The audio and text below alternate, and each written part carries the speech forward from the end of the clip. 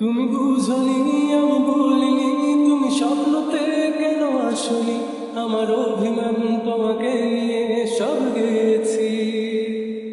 তুমি বুঝনি আমি বলিনি, তুমি স্বপ্নতে কেন আসনি,